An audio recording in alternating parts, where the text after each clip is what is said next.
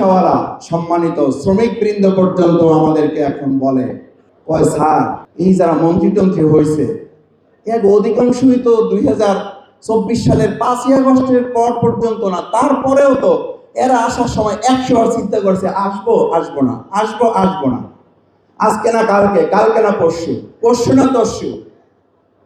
এই আসা যাওয়ার মধ্যে যারা বাংলাদেশকে অনিরাপদ রেখে নিজে এবং নিজের পরিবারকে নিরাপদ রাখার স্বার্থ হাসিল করেছে, তারা এখনো তাদের স্বার্থ হাসিল করবে বলেই আমার আমেনার বিচার হয় না, আমার হাজারীবাগের সন্তানদের আসামিদের গ্রেপ্তার হয় না, আমার 6 বছর শিশুদের ধর্ষিতার গ্রেপ্তার হয় না, কারণ তারা তাদের প্রটোকলের গাড়ি নিরাপদ করায় ব্যস্ত, তারা 18 কোটি মানুষের কথা ভাবে না।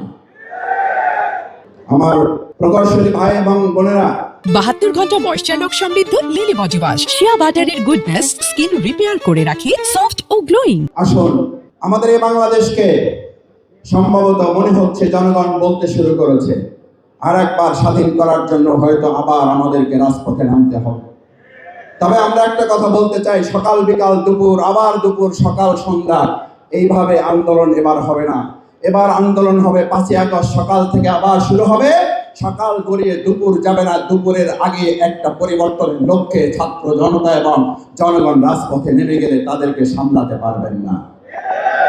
তাই আসুন, আমরা পরিষ্কার বলতে চাই, দেশকে সুন্দরভাবে পরিচালনা করুন।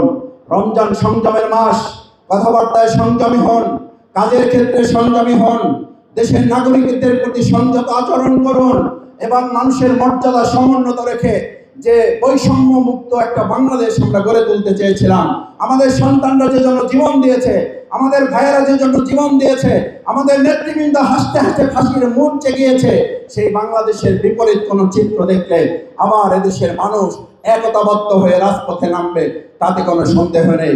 তার আগেই যদি আপনারা সতর্ক হয়ে যান, তাহলে আপনাদের জন্য কল্যাণ, দেশবাসীর জন্য কল্যাণ। সেই কল্যাণের প্রত্যাশা করে সবাইকে ধন্যবাদ জানিয়ে আমার কথা শেষ করছি।